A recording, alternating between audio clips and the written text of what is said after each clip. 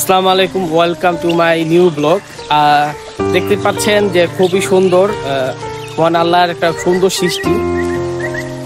এটা তো আমার অনেক ভিডিওতে দেখছেন যে এটার আপডেট কি। আজকে আমি দেখাবো যে আমার যে নার্সারি থেকে যে গাছগুলো আনছিলাম ওগুলার কি আপডেট, এবং আমার যে বাসায় যে মুরগিগুলো আসছে ওগুলার কি অবস্থা। তো ওগুলো আজকে আপনাদের সাথে সব শেয়ার করবো। তাহলে ফার্স্ট টু লাস্ট ভিডিওটা দেখেন, তাহলে অনেক কিছু জানতে পারবেন। আমার এই ছোট বাগান সম্পর্কে জানতে পারবেন, এবং আমার যেই এই তিতির এবং অন্যান্য যেই ব্রাহ্মা মুরগি এবং ফাউমি দেশি মুরগিগুলো আছে ওগুলো সম্পর্কে জানতে পারবেন। তো আশা করি আপনারা ভিডিওটা ফার্স্ট টু লাস্ট দেখবেন। এই হচ্ছে আমার যে ব্রাহ্মা বাচ্চাগুলো, ওদের কিন্তু ছাড়ছি ছাদের উপরে দৌড়াদৌড়ি করার জন্য।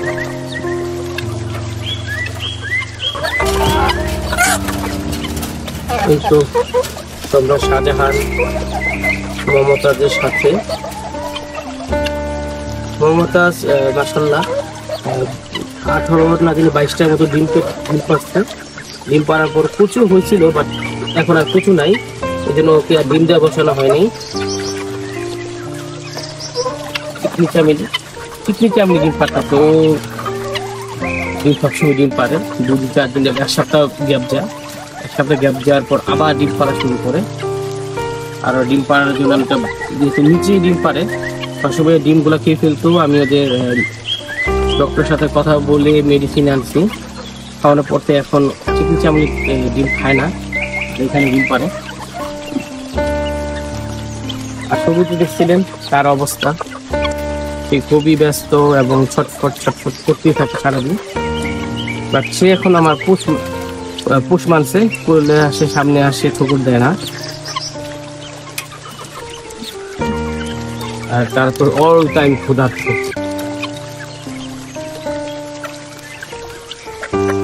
এর জন্য এই খাঁচাটা ছোট হয়ে গেছে, আমি একটা বড় খাঁচার কথা বলছি, ব্যবস্থা করতেছি। আনার পর ওদের ওখানে ছেড়ে দেবো, ওরা ইচ্ছা মতো ঘোরাঘুরি করতে পারবে।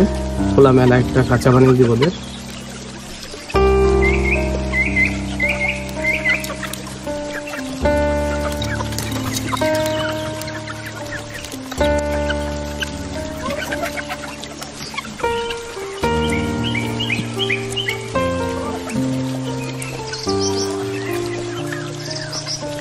শুরু থেকে দেখছি যে আমার ব্রাহ্মার বাচ্চাগুলো কত ছোট ছিল, মাশাআল্লাহ এখন বড় হয়ে গেছে।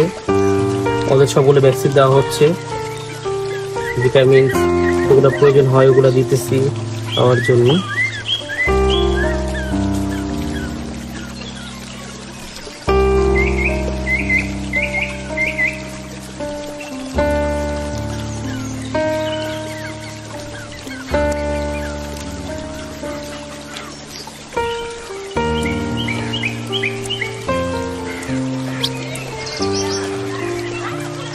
অনেকে আমাকে বলছেন যে এভাবে মুরগি পাললে লস হবে, বা এভাবে পাললে ঠিক হবে না, আপনি লসের সম্মুখীন হবেন। আসলে কি, আমি এগুলা লাভের জন্য পালতেছি না, এগুলা হচ্ছে জাস্ট আমার এগুলা ভালো লাগে এবং এগুলাকে শখের বসে পালা। আমাদের বাসায় যে বাবুরা আছে, বাচ্চা আরিয়ান, ও এগুলো খুব পছন্দ করে, এবং মহিলা যারা আছে আমার ভাবি বা আম্মা, ওনারা এই গাছপালা এবং এই মুরগিগুলাকে খাওয়াতে আদর করতে পছন্দ করে।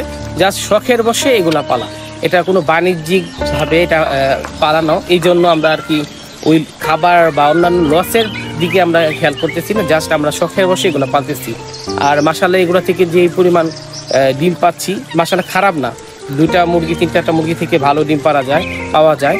আপনারাও আপনাদের বাসা ছাদে অল্প জায়গাতে খাঁচার ভিতরে যদি দেশি মুরগি পুষেন, তাহলে অবশ্যই আপনারা উপকৃত হবেন। লাভের দিক চিন্তা করবেন না, চিন্তা করবেন যে ভালো ডিম পাচ্ছেন নিজের পোষা প্রাণী থেকে, পোষা পাখি থেকে, এটা হচ্ছে বড় কথা। আর এই 4-5টা মুরগি যদি আপনি পালেন দেশি মুরগি, আপনার ডিমের চাহিদা পূরণ হবে, আপনার ডিম কিনতে হবে না, আশা করি। এটা হচ্ছে কথা।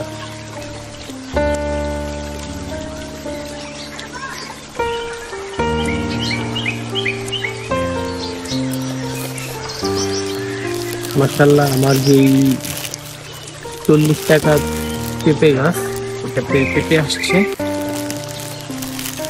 কিন্তু গাছটা ছোট, এই জন্য আমি প্লাস্টিক দিয়ে ঢেকে রাখছি।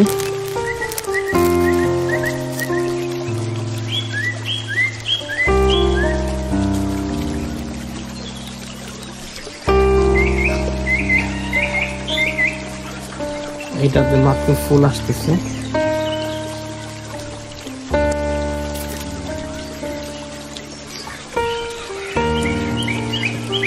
আমাদের যে মূলা গাছ ছিল ওটা বীজ রাখা হয়েছে।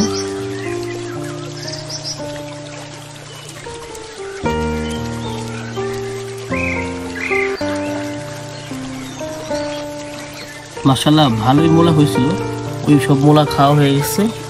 এখন যেগুলা অবশিষ্ট ছিল ওগুলা ঠিক আর কি বীজ রাখার জন্য আর কি রাখা হয়েছে। যে বীজ করছে ছোট ছোট বীজ, এগুলা পাকানোর পরে এগুলো সংরক্ষণ করে রেখে দেবো।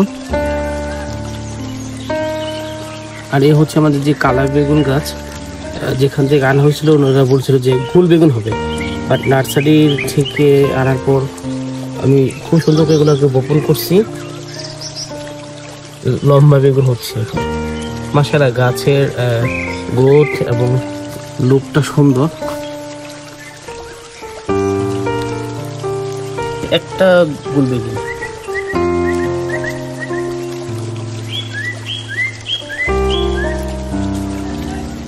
নিচে যে ডালপালা ছিল ওগুলো আমি ছেটে দিচ্ছি যাতে করে গাছের উপরের থেকে পুষ্টি পায়, এই জন্য। এটাতে আরো ফুল আসতেছে মাশাআল্লাহ। এটা জাতটাও ভালো, এটার বেগুনের দেখতে গোল বেগুন, মানে বড় বড় সাইজে বড় হবে। ক্যামেরাতে এরকম বোঝা যাচ্ছে না যে এটার সাইজটা কিরকম, আমার সামনে কিন্তু এটার মাশাআল্লাহ সাইজ বড়। এটা হচ্ছে আমার যে পুরাতন, এটা সর্বপ্রথম এই বেগুন গাছটা হয়েছে মাশাআল্লাহ। এটা থেকে প্রচুর বেগুন খাওয়া হয়েছে, প্রায় 2 কেজির মতো বেগুন এটা থেকে খাওয়া হয়েছে অলরেডি। এখন আবার নতুন করে ফুল আসতেছে হবে, আর এটাতে মাত্র ফুল আসতেছে, এটা বোঝা যাচ্ছে না যেটা গোল বেগুন হবে নাকি লম্বা গুলা হবে। এগুলো হচ্ছে যে ওইটার সাথে চারাই, এটা মাত্র ফুল আসতেছে। এছাড়াও আমি লাল শাক ছিল, দাঁড়া ছিল, ওগুলো খাওয়া হয়ে গেছে। এখন যেগুলো আছে এগুলো শুধুমাত্র বিচি রাখার জন্য রাখা হয়েছে, এগুলো থেকে এখন বীজ আমরা সংরক্ষণ করি। এটা হচ্ছে যে লাল শাকটা। আর আমি বাসক পাতা কয়েকটা ডাল নিয়ে আসছিলাম, ওগুলো বপন করছিলাম। মাশাআল্লাহ বাসক পাতা এখন আমার বাগানে প্রচুর হয়েছে, প্রচুর পরিমাণে। কারো যদি বাসক পাতার গাছ লাগে আমাকে বলবেন, আমি চেষ্টা করবো আপনাদের দেওয়ার জন্য। প্রচুর হয়েছে মাশাআল্লাহ।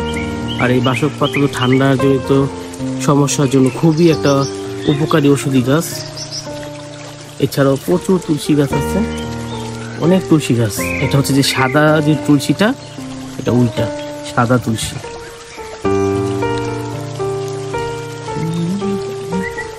এছাড়া আমি সাজনা গাছে একটা ঢাল বলছিলাম, মাশাআল্লাহ এটা এখন অনেক বড় হয়ে গেছে। আর এটাতে ফুলও আইসা বসছে এখন। আশা করি ইনশাআল্লাহ আমি এবার এটা থেকে সাজনা খেতে পারবো। আর এটা হচ্ছে ছোট ছিল একেবারে করমচা গাছ, একেবারে ছোট একটা চারা ছিল, যেটা আমাকে একজন গিফট করছিল, ওনাদের বাসায় ছিল। ওইটা আমি আইনা নিচে এটাকে যত করছি, খাবার দিছি। মাশাআল্লাহ এটা এখন দেখতে পাচ্ছেন যে এটার গ্রোথ এবং এটার চেহারা অনেকটা ভালো, স্বাস্থ্য খুবই সুন্দর। আশা করি এটা থেকে খুব শীঘ্রই আমরা করমচা পাবো।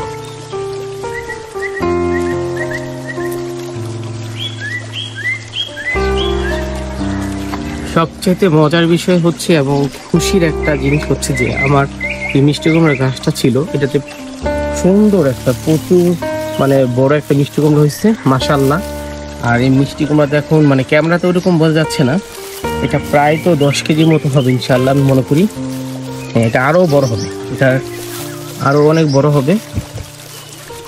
দেখতে পাচ্ছেন যে এটা অনেক বড় হয়ে গেছে। এটা কি জাতের মিষ্টি কুমড়া আমি জানি না, এটা হচ্ছে যে কালো। আমি পলিথিন দিয়ে ঢেকে রেখেছিলাম যাতে করে এটা কোনো পোকামাকড় দ্বারা আক্রান্ত না হয়। এটা আরো বড় হবে আমি আশা করি।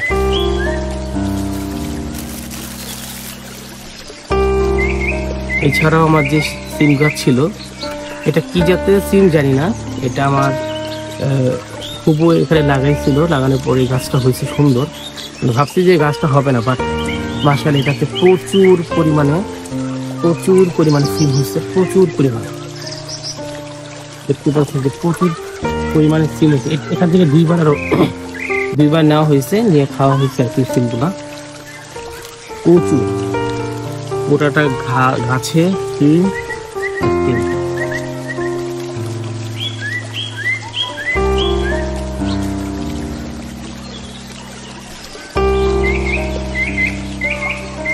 এখন আর অনেক আসতেছে নতুন করে। এই সিম গাছে আমরা এরকম কোনো প্রকারের কীটনাশক ইউজ করিনি, শুধুমাত্র ছাই, তোলার যে ছাই থাকে ওগুলা দেওয়া হয়েছিল। মাশাআল্লাহ এইগুলাতে কোনো প্রকারের ওরকম পোকামাকড় আক্রমণ করেনি।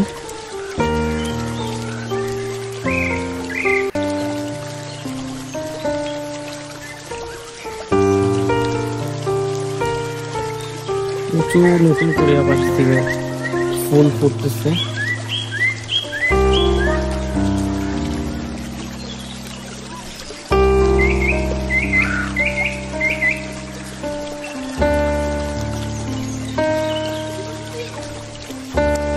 এটা কি গাছ আমরা জানি না, সম্ভবত এটা দেখা যাচ্ছে যে ভুট্টা শাকের মতো একটা শাক। এটা ছোট একটা চারা হয়েছিল, আমরা তুলি নাই, আমরা ভাবছি যে থাকুক, এটা দেখা যায় কি হয়। মাশাআল্লাহ দেখতে পাচ্ছেন যেটা এখন কত বড় হয়ে গেছে, প্রায় তো 4-5 ফিটের মতো লম্বা হয়ে গেছে।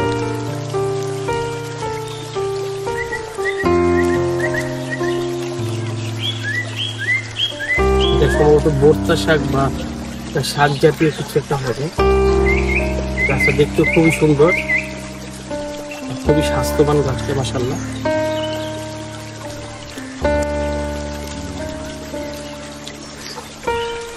পাশাপাশি এখানে আমার যে মিষ্টি লাউ শাক, এটা ওর ডগা এখানে এসে পড়ছে।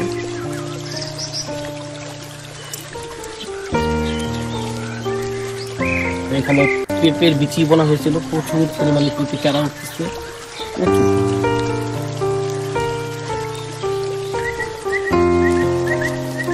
হচ্ছে যে সেই হাসনাহানা গাছটা ছোট ছিল, তার প্রচুর ফুল ছিল, এখন ওই ফুলগুলো সব ঝরে গেছে, আবার নতুন করে ফুল আসতেছে।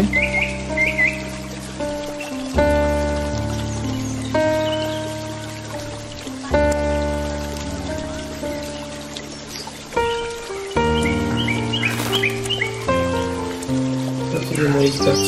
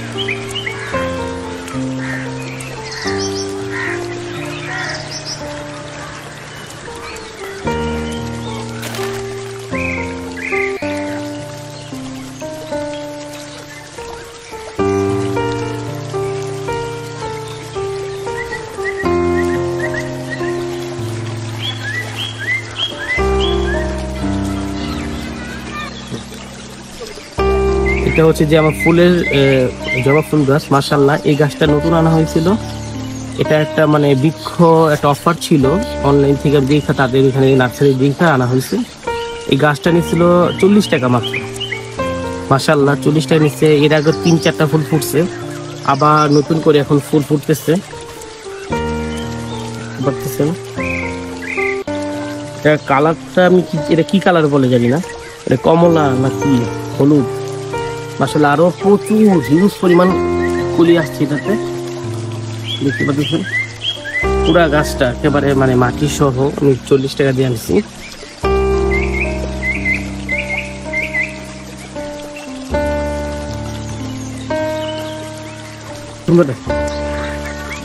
মানে ফুলের সাথে সূর্যের কালার মিলে গেছে, সূর্যের কালার আর জবা ফুলের কালার সেম।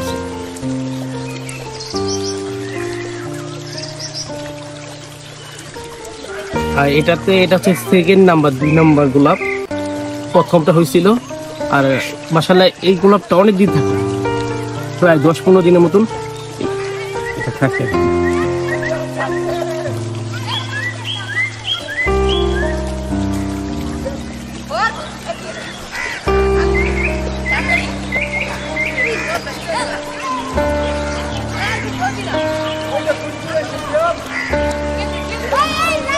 এটা হচ্ছে যে আমাদের যে স্ট্রবেরি গাছটা আনছিলাম দুইটা স্ট্রবেরি গাছ আনার পর মাশাআল্লাহ এখন আর অনেকগুলো এখান থেকে চারা হয়েছে। এই যে একটা হয়েছে এখন ছোট, এই যে একটা হয়েছে, এখানে একটা আছে, উপাশে একটা, মানে দুইটা গাছ থেকে অনেকগুলা স্ট্রবেরি চারা এখানে হয়ে গেছে আর কি। আর মাশাআল্লাহ এখানে আমার যে স্ট্রবেরি গাছটা এটা থেকে ফুল ছাড়তেছে, আশা করি এই যে ফুল আসে পড়ছে।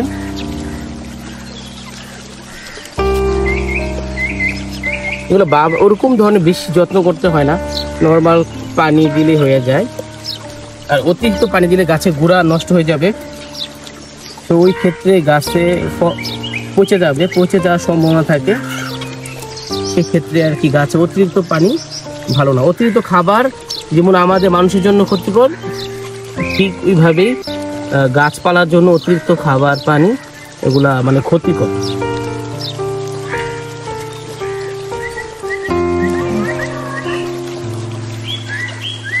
সাজনা গাছের ফুল এগুলা।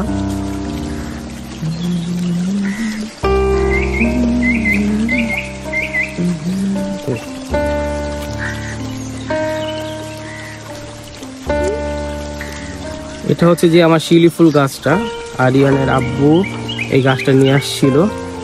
এটা তো ফুল ছিল, এই যে ফুল দেখা যাচ্ছে যেটা ফুল সহ ছিল, এটা 12 মাসই ফুল ফুটে, একটু কম বেশি।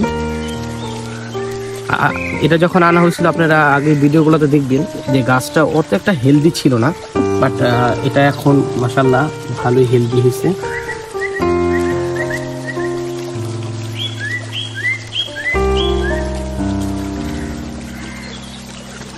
এটা হচ্ছে আমার যে সাদা জবা ফুল ছিল ওটা থেকে আমি এটা কলম করছি, দেখতে পাচ্ছেন যে এটা কলম করার পর চারাটা হয়েছে। মাশাআল্লাহ এই চারাটাও সুন্দর।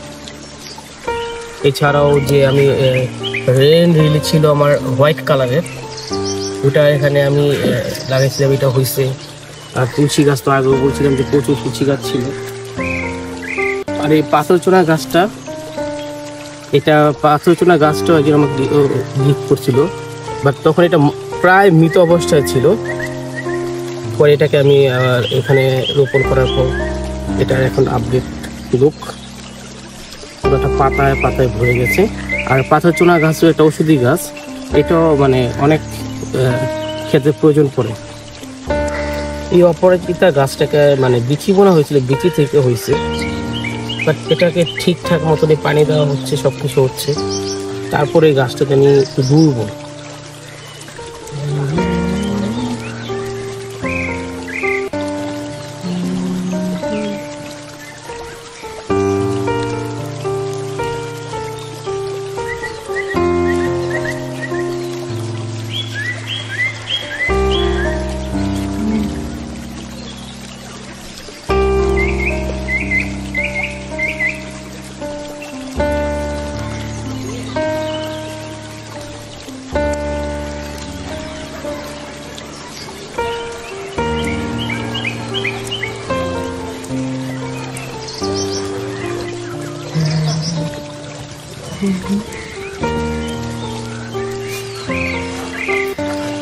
এটা তো অসংখ্য কুড়ি ছিল, আমি ওগুলা ছিঁড়ে ফেলছি যাতে করে যেগুলো আছে ওগুলো ভালো হয়। তো ছেঁড়ার পর দেখা যাচ্ছে যে এখন যে ফুলগুলো ছিল ওগুলো সাইজটা অনেকটাই বড় হয়েছে।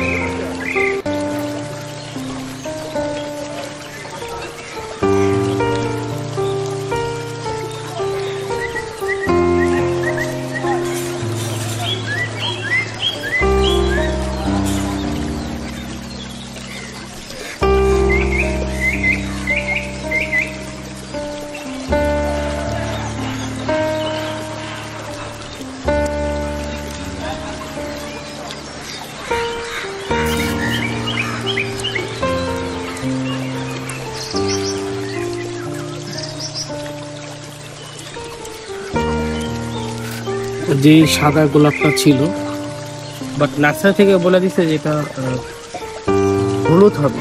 ফুলটা যখন ফুটছে সাদা ছিল, আস্তে আস্তে এটার কালারটা হয়ে গেছে যে কি কালার বলে, অফ হোয়াইট।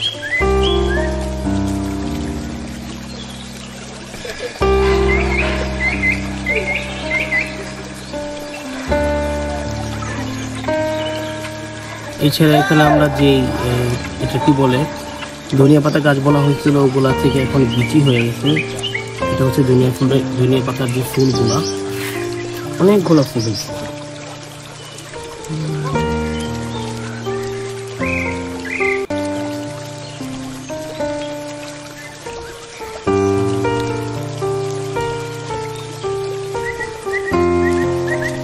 আর আমার কাছে রেন লিলির অনেকগুলা কালারের ভ্যারাইটি ছিল, ওগুলো আমি এক একটাকে এক এক পাত্রে সুন্দরভাবে রোপণ করছি।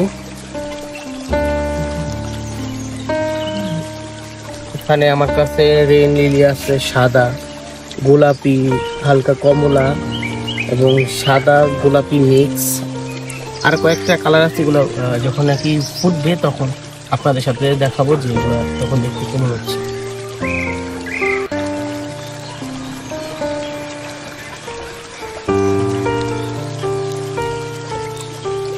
এছাড়াও আমার যে ছাদের উপরে আমি রুফটপে যে মরিচ গাছগুলো বুনেছিলাম, এগুলা অসংখ্য ফুল আসছে। নিচে অনেকগুলো ডালপালা ছিল, আমি ওগুলো ভেঙে দিচ্ছি।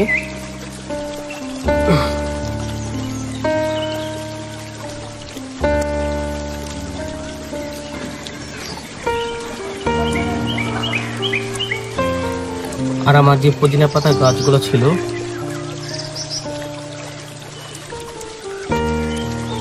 এটা আমি নার্সারি থেকে এই অবস্থায় নিয়ে আসছিলাম।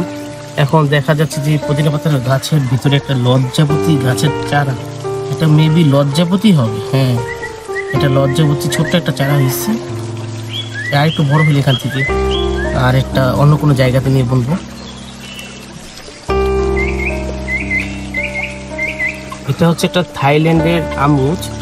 এই জামরুলটা কালারটা হচ্ছে পিঙ্ক। খুবই ছোট একটা গাছ, ছোট গাছেই ফুল আসছে এবং আমরুচ হয়। এটা জাতটা এই ছোট জাত আর কি।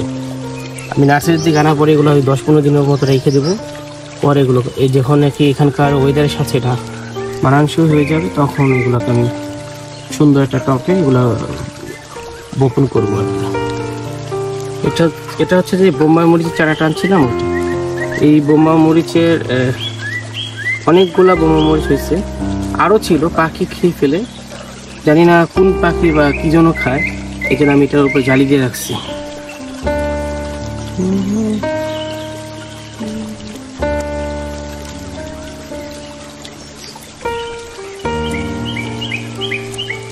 আর এটা কি গাছ আমি জানি না, এটা আরিয়ান নিয়ে আসছে রাব্বুর সাথে যাওয়ার পর ব্যান গাড়ি থেকে মনে হয় এই গাছটা নিচ্ছে।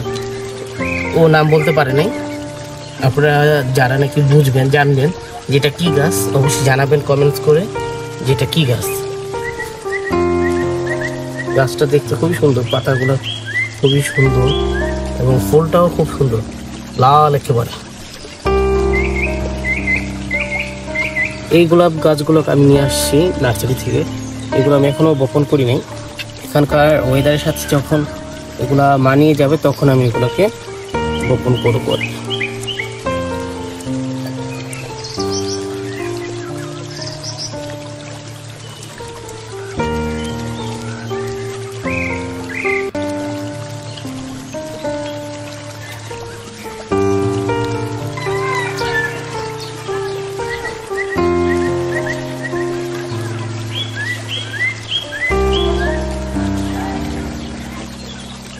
এই তো ছিল আজকের মতো। সবাই ভিডিওগুলো দেখবেন, আমার চ্যানেলকে সাবস্ক্রাইব করবেন এবং কারো যদি কোনো মতামত থাকে অবশ্যই জানাবেন। সবাই ভালো থাকবেন, সুস্থ থাকবেন। আল্লাহ হাফেজ।